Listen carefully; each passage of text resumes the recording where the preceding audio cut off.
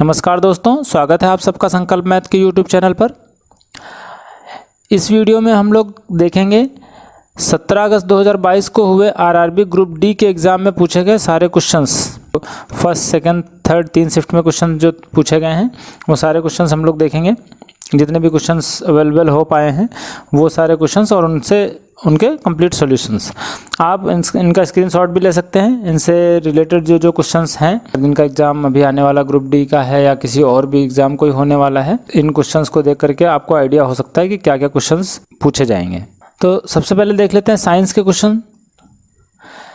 पूछा गया था सुसाइड बैग किसे कहा जाता है। सुसाइड बैग कौन से होते हैं? लाइसोसोम्स को सुसाइड बैग कहा जाता है। Which metal is used in galvanisation.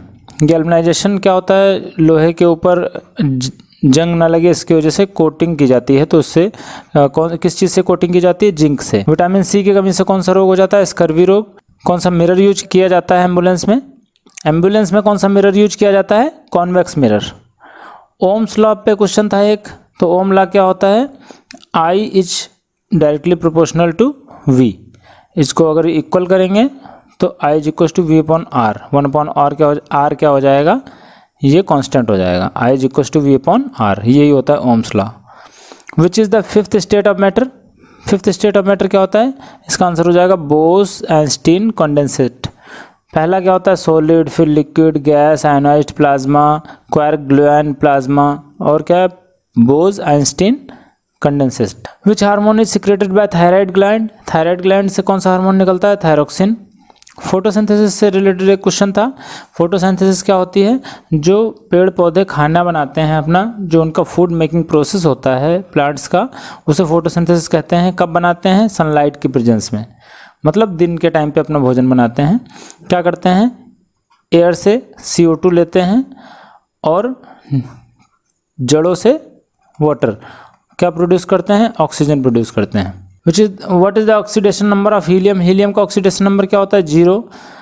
एक एसिड से आया था क्वेश्चन, क्या पूछा गया था? शायद pH वैल्यू पूछी जाएगी, तो 7 से जिनकी कम होगी pH वैल्यू वो एसिड होंगे, और इससे ज़्यादा होगी जिसकी वो बेस होंगे।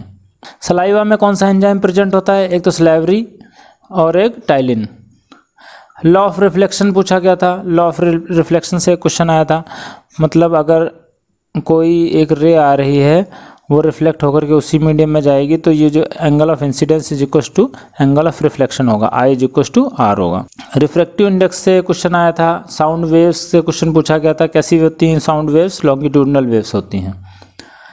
एनामिल, एनामिल क्या होता है? इसका साइंटिफिक नेम, जो दांतों के ऊपर कोटिंग होती है वो उसका साइंटिफिक नेम होता है कैल्शियम फॉस्फेट। विटामिन B12 का साइंटिफिक नेम क्या है? साइनोकोबालामाइन। पीरियोडिक टेबल से क्वेश्चन आया था। कार्बन का एलोट्रॉप, एलोट्रॉप्स कार्बन के क्या हैं? ग्रेफाइट, डायमंड, फुलरिन, ये सारे क्या हैं? एलोट्रॉप हैं कार्बन के। रिडॉक्स रिएक्शन कौन सी होती है? जिसमें रिडक्शन और ऑक्सीडेशन दोनों रिएक्शन होती हैं। लेटराइट सॉइल से क्वेश्चन आया था। ग्रेविटेशनल फोर्स, ग्रेविटेशनल फोर्स क्या होता है? G is equal to M1 × M2 upon में R²। ये होता है ग्रेविटेशनल फोर्स का formula. Number of moles calculation करने के लिए क्वेश्चन आया था। अगला क्वेश्चन है आर्टिकल 231। आर्टिकल 231 क्या बताता है? कि 2 या 2 से अधिक स्टेट हैं और उनका हाई कोर्ट कितना है? सिर्फ एक ही है। तो जब एक हाई कोर्ट होगा और स्टेट 2 से अधिक होंगे, कहाँ पे लिखा हुआ है, किस आर्टिकल में लिखा हुआ है इस चीज़ के बारे में? 231। एवरग्रीन फॉरेस्ट के बारे में एक क्वेश्चन आया था।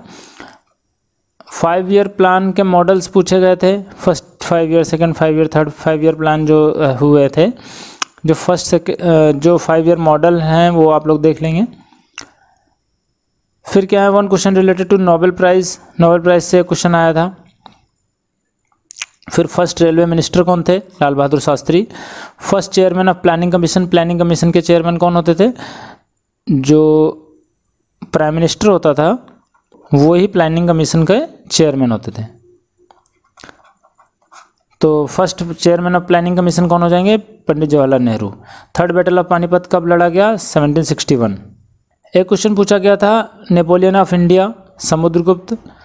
एक क्वेश्चन पूछा गया था फर्स्ट लोकपाल और chairman of NGT Adarsh Kumar Goel. Article 21 पूछा गया था, तो ये हो जाएगा right to life, right to live. आप अभी हमारी फंडामेंटल राइट्स की एक वीडियो आई है इससे पहले, तो आप लोग उसको देख सकते हैं। उसमें सारे आर्टिकल्स याद करने की ट्रिक बताई गई है, उससे हर शिफ्ट में कोई ना कोई पेपर क्वेश्चन जरूर आएगा।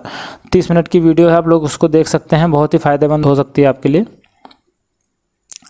नर्मदा का ओरिजिन कहाँ से निकलती है? नर्मदा अमरकंटक पठार से, अमरकंटक प्लेट्यू से। आर्टिकल 289 किससे रिलेटेड है? कोई स्टेट की प्रॉपर्टी है उस पर सेंटर का कोई टैक्स नहीं लगेगा, इससे रिलेटेड है। सबसे बड़ा रिवर आइलैंड कौन सा है? माजुली रिवर आइलैंड है। कहाँ पे है ये? असम में है, ब्रह्मपुत्रा रिवर के ऊपर। CM of Karnataka BS Yediyurappa. Statue of unity, statue of unity कहाँ है? आपकी गुजरात में, केवड़िया डिस्ट्रिक्ट में। ये सरदार वल्लभ भाई पटेल की है मूर्ति। Chief economic adviser of India doctor V Anantha Nageswaran. Article 48A किससे संबंधित है? प्रोटेक्शन ऑफ वाइल्ड लाइफ से। करंट अफेयर्स के क्वेश्चंस आए थे। Who won silver medal in the world wrestling competition? Anshu Malik. Which country made the first corona virus vaccine of animals? Animals के लिए पहली कोरोना वायरस वैक्सीन किसने बनाई? रशिया ने। When was the Rajiv Gandhi Khel Ratna award renamed as the major Dhyan Chand Khel Ratna award? Rajiv Gandhi Khel Ratna award को का नाम बदल करके मेजर ध्यानचंद खेल रत्न अवार्ड कब कर दिया गया? 2021 में। फिलीपींस की कैपिटल क्या है? मनीला। हैप्पीनेस इंडेक्स में इंडिया की रैंकिंग क्या रही? 136। ये तो हो गई जीएस की बात। अब हम लोग आते हैं मैथ पे। कुछ क्वेश्चंस तो काफ़ी आसान आए थे, लेकिन ऑल ओवर अगर देखी जाए तो मैथ के क्वेश्चंस मॉडरेट थे। तो देखते हैं क्या क्या क्वेश्चंस आए थे। एक क्वेश्चन आया था, क्यूब का सरफेस एरिया दिया हुआ था और उसका वॉल्यूम पूछा था। तो ये क्वेश्चन कैसे करेंगे आप लोग? जैसे ये क्यूब है, क्यूब की सारी साइडें इक्वल होती हैं, तो इसका सरफेस एरिया कितना हो जाएगा भाई? ये ए है, ये ए है, इसका एरिया कितना हो जाएगा? ए स्क्वायर। ये स्क्वायर बन जाएगा तो क्या हो जाएगा इसका एरिया? ए स्क्वायर। और ऐसे ऐसे कितनी सरफेस होंगी इसकी? 6। तो क्यूब का सरफेस एरिया कितना हो जाएगा? 6A square is equal to 24 रख देंगे, इसको कैंसिल करेंगे तो A is equal to A square is equal to 4, तो A is equal to 2। Side हमें पता चल गई 2, तो वॉल्यूम का फॉर्मूला क्या होता है क्यूब का? आप लोग ये चीज़ रट लीजिए। वॉल्यूम का फॉर्मूला होता है ए क्यूब, सरफेस एरिया का फॉर्मूला होता है 6A स्क्वायर। ये सारे काम आने वाले हैं आपके। वहीं अगर हम क्यूबॉइड के वॉल्यूम की बात करें, इसका वॉल्यूम क्या होगा? L into B into H, और इसका सरफेस एरिया क्या हो जाएगा? LB plus BH plus HL into 2। ये हो जाएगा आपका सरफेस एरिया। सिलेंडर की रेडियस दी हुई है, हाइट दी हुई है, वॉल्यूम पूछा गया है। तो आप लोग सिलेंडर के भी फॉर्मूले याद कर लेंगे। वॉल्यूम क्या है? सिलेंडर का वॉल्यूम क्या होता है? Pi R square H. ये सिलेंडर है। सिलेंडर की वॉल्यूम की बात करें तो क्या हो जाएगा? Pi R square H. Curved surface area की बात करें अगर, तो कर्व्ड, ये वाला कर्व्ड की बात करें तो क्या होता है? Curve 2 pi R. ये गोल गोल अगर इसका परिधि निकालेंगे 2 पाई आर इंटू एच कर देंगे तो ये क्या हो जाएगा? Curve surface area. Total surface area अगर पूछा जाएगा तो ये पूरा कर्व सरफेस एरिया ले लेंगे और ऊपर वाला एरिया, नीचे वाला एरिया। तो कर्व सरफेस एरिया कितना है? 2 पाई आर एच, प्लस ऊपर सर्कल है नीचे सर्कल है, तो पाई आर स्क्वायर, एक नीचे एक ऊपर, तो कितने हो जाएंगे? 2 पाई आर स्क्वायर। यहाँ से 2 pi R common, H plus R बच गया। तो ये तीनों फॉर्मूले आप रट लेंगे। इसके साथ साथ में कोन का भी देख लो फॉर्मूला। कोन का वॉल्यूम का फॉर्मूला क्या होता है? 1/3 pi R square H. Curve surface area अगर निकालेंगे तो क्या हो जाएगा? Pi R L. और टोटल सरफेस एरिया निकालेंगे तो यही कर्व सरफेस एरिया प्लस नीचे वाला ये सर्कल, यानी कि pi R L plus pi R square. Cylinder का फॉर्मूला बता दिया, आप वॉल्यूम निकाल पाएंगे। इसमें बस वैल्यू पुट करनी है। पाई की वैल्यू 22/7, आर है 7 × 7 हो जाएगा, एच है 6, इस 7 से 7 कैंसिल हो जाएगा और ये हो जाएगा 7 6 से 42 × 22 कितना हो जाएगा? ये आ जाएगा आपका 924। आगे देखते हैं। अगला क्वेश्चन है, एक सिलेंड्रिकल पाइप है, 3.5 इसकी रेडियस है, इसमें से पानी भरा जा रहा है एक क्यूब में। तो इसकी रेडियस दी हुई है 3.5 और इसकी स्पीड दी हुई है पानी की 2 मीटर पर सेकेंड। और इसमें भरा जा रहा है, इसकी एज दी हुई है 2 मीटर। तो 2 मीटर तो नहीं हो सकती क्योंकि इस 2 मीटर पर सेकंड से ही तो पानी आ रहा है, तो जल्दी भर जाएगा। ये 1 सेकंड से भी कम टाइम लगेगा। रेडियस भी इसकी 3.5 है। तो इसको कर लेते हैं हम लोग, इसको कर लेते हैं 22 मीटर। तो जो इसका वॉल्यूम होगा मतलब A cube 22 into 22 into 22 is equal to इसके वॉल्यूम के बराबर हो जाएगा। ये कितना वॉल्यूम अभी हमने बताया पाई आर स्क्वायर एच। तो पाई कितना है 22/7, आर है 3.5 इंटू 3.5 इंटू एच निकाल लीजिए आप। तो यहाँ से ये जाएगा 0.5 टाइम्स, अगर और ये 22 से 22 कैंसिल हो जाएगा। इसको अपॉन में ले जाएंगे 22 इंटू 22 अपॉन में 0.5 इंटू 3.5। ये क्या आ गई एच आ गई। यहाँ से पॉइंट हटाएंगे, एक जीरो बढ़ जाएगा और यहाँ से हटाएंगे एक और जीरो बढ़ेगा। ठीक है, तो ये हो जाएगा 5 2 जा 10 और 5 से फिर कटेगा 5 7 जा 5 4 जा। तो ये कुछ आएगा 4 इंटू 22 इंटू 22 अपॉन 7, इतना मीटर इसकी लेंथ आ गई। अब सोचो 2 मीटर जाता है 1 सेकेंड में। बात समझ में आई कि 1 सेकेंड में कितनी लेंथ हो जाती है, कितनी लेंथ कवर कर लेता है 2 मीटर। ठीक, तो इतनी लेंथ कवर करनी है 2 मीटर 1 सेकेंड में, तो 1 मीटर हो जाएगी 1/2 सेकेंड में, और इतने मीटर मतलब 4 इंटू 22 इंटू 22 अपॉन 7 मीटर अगर कवर करना होगा तो इंटू 1/2 कर देंगे। ये कैंसिल हो जाएगा। ये पॉइंट में जो कुछ भी आएगा आंसर उतने सेकेंड ही आंसर हो जाएगा। बात समझ में आई कैसे करना है क्वेश्चन को। इसका वॉल्यूम के बराबर इसके वॉल्यूम को रख देंगे और यहाँ से h निकालेंगे। h को ही वही लेंथ ले लेंगे, h को ही आपको डिस्टेंस ले लेनी है। इस स्पीड के हिसाब से स्पीड आ जाएगी आपकी दी हुई है स्पीड, डिस्टेंस आपकी यहाँ से आ जाएगी, आपको यहाँ से टाइम निकाल देना है। बात समझ में आई, तरीका करने का समझ में आया। अगला क्वेश्चन है, सर्कल की रेडियस दी हुई है, सरकमफ्रेंस पूछा गया है। तो सरकमफ्रेंस का फॉर्मूला अभी हम लोगों ने देखा 2πr होता है, इसमें रखेंगे आंसर आ जाएगा। अगला क्वेश्चन, एक क्वेश्चन पूछा गया था 6:18 एंड 39:x। यहाँ x की वैल्यू पूछी गई थी, तो इससे इसका मल्टीप्लाई करेंगे और इससे इसका मल्टीप्लाई करेंगे, इक्वल रख देंगे। तो x की वैल्यू आ जाएगी आपकी x इज इक्वल टू 117। एक और क्वेश्चन आया था जिसमें मॉड पूछा गया था। बहुलक क्या होता है, जिसकी आवृत्ति कई बार होती है, जिसकी आवृत्ति सबसे ज़्यादा बार होती है। अब इसको पहले तो असेंडिंग ऑर्डर में लिख लेंगे, बढ़ते हुए क्रम में। 2 देखो एक बार है, फिर 3 है 3 बार, फिर 5 5 5 5 7 7, ऐसा कुछ था। तो इसमें 5 सबसे ज़्यादा बार है, तो इसका बहुलक क्या हो जाएगा 5 हो जाएगा। एक क्वेश्चन पूछा गया था √0.5। तो इसको आप लोग आराम से निकाल सकते हैं। एक तो तरीका ये हो गया, वही अपना ट्रेडिशनल तरीका, एक जीरो बढ़ा लेंगे और जैसे हम एलसीएम वो निकालते हैं अंडर रूट वैसे निकाल लेंगे। इधर से पेयर्स बनाएंगे, पॉइंट है तो पॉइंट पहले लगा लेंगे और उसी नंबर से उसी नंबर की मल्टीप्लाई करेंगे और उसका मल्टीप्लिकेशन इससे कम आना चाहिए। तो 7 7 जा 49, 1 बचा। फिर आगे हम क्या करेंगे, 2 जीरो बढ़ाएंगे। कितना जीरो उतारते हैं 2 जीरो, इसको जोड़ लेंगे।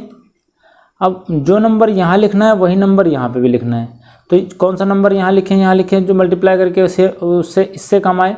तो अगर हम यहाँ 1 भी लिख दे रहे हैं तो इससे ज़्यादा हो जाएगा 100 से। तो यहाँ पे क्या लिखेंगे 0, तो कितना हो जाएगा, और फिर से हम 2 जीरो बढ़ा लेंगे, फिर इसमें 0 ही जोड़ेंगे तो 140 आ गया। इसके बाद में फिर वही नंबर वही काम, यहाँ पे जो लिखेंगे वही डिजिट यहाँ पर लिखेंगे। तो 0.707 समथिंग आ जाएगा। ठीक है। एक क्वेश्चन आया था 2 3 4 5 4 ऐसे कोई डिजिट लिखी हुई थी और इसके ऊपर 2 3 1 करके कोई पावर लिखी हुई थी। तो इसकी यूनिट डिजिट निकालनी थी, इकाई अंक निकालना था। तो इकाई अंक निकालने के लिए क्या चाहिए हमको, इकाई अंक से ही मतलब है, ये पूरी डिजिट कितनी भी लंबी लिखी हो उससे मतलब नहीं है। तो 4 की पावर 2 3 1। अब देखो 4 1 जा क्या होता है 4, 4 अगर 4 स्क्वायर करेंगे तो 16, और फिर 4 इंटू 4 इंटू 4 64, और 4 इंटू 4 इंटू 4 इंटू 4 4 बार अगर करेंगे तो 256। मतलब जब पावर इसकी ऑड हो रही है तो क्या आ रहा है, 4 आ रहा है। जब पावर इसकी इवन हो जा रही है तो यूनिट डिजिट क्या आ जा रहा है, 6 आ जा रहा है। देखो 3 पे आ रहा है 4, और जब इवन हो जाएगी 4 तो इसकी यूनिट डिजिट क्या आ जाएगी, 6। मतलब इसकी जो पावर है, अगर इसकी पावर सम संख्या है तो क्या आएगा, 6 आएगी। अगर विषम संख्या है तो क्या आएगा, यूनिट डिजिट 4 आएगा। तो यहाँ पे कौन सी संख्या है, 231 क्या संख्या है, ये विषम संख्या है। तो विषम संख्या है तो इसकी यूनिट डिजिट क्या आ जाएगी, 4। 4 आंसर हो जाएगा। एक क्वेश्चन बहुत आसान आया था, 36 सेंटीमीटर को किलोमीटर में चेंज करना था। तो आपको पता है 1 किलोमीटर में 1000 मीटर और 1 मीटर में 100 सेंटीमीटर, ठीक है। तो 1 किलोमीटर में कितने सेंटीमीटर हो जाएंगे, 1 किलोमीटर हो जाएंगे। इसको इससे मल्टीप्लाई कर दो, इतने जीरो, जितने जीरो हैं इसमें काउंट करके लिख लो। मतलब 1 किलोमीटर में 1 लाख सेंटीमीटर, तो 1 सेंटीमीटर बराबर कितना हो जाएगा, इसको इधर ले जाएंगे, जितनी जीरो उधर है इसको नीचे कर लेंगे। इसलिए 36 सेंटीमीटर में इसको मल्टीप्लाई कर देंगे, क्या आ जाएगा, 36 इंटू 1/,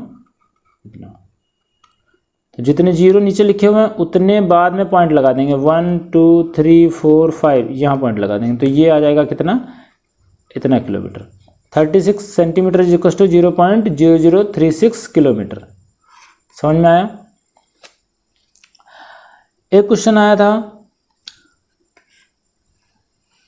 एक पोल है, इसकी छाया 30 डिग्री पे, जो इसकी छाया पड़ रही है, किसी P पॉइंट से 30 डिग्री का एंगल बनाती है। कितने डिग्री का, 30 डिग्री का।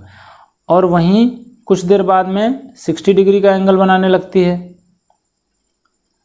तो ये दूरी जो है ये दी हुई थी 30 सेंटीमीटर, ये 30 मीटर दी हुई थी। तो आपको इस पोल की लंबाई ज्ञात करनी थी, h फाइंड करनी थी।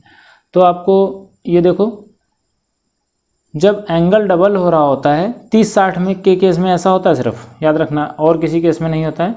जब 30 और 60 होगा तो जब एंगल डबल हो रहा होगा तो इसकी लेंथ जो होगी आधी हो जाएगी। क्या होगा, जब 2 एंगल दिए होंगे हाइट एंड डिस्टेंस में और यहाँ 30 लिखा होगा, यहाँ 60 लिखा होगा, तो इसकी लेंथ जो है आधी हो जाएगी। इसको रट लो, इसको इसी तरीके से याद कर लो। कई बार इस पर सेम ऐसे क्वेश्चन पूछ लिया जाता है, यहाँ 30 यहाँ 60, तो यहाँ जितना दिया होगा उसका आधा यहाँ पे हो जाएगा, ठीक है। और जब यहाँ पे 30 दिया हो तो 30, तो ये ऑटोमेटिकली 60 हो जाएगी। 30 के सामने अगर 1 दिया हुआ है तो 60 के सामने क्या हो जाएगा, √3। अगर 30 के सामने की साइड 1 है तो 60 के सामने की साइड √3। तो अब देखो ये 60 है तो ऑटोमेटिकली ये 30 हो जाएगी। 30 के सामने 15 है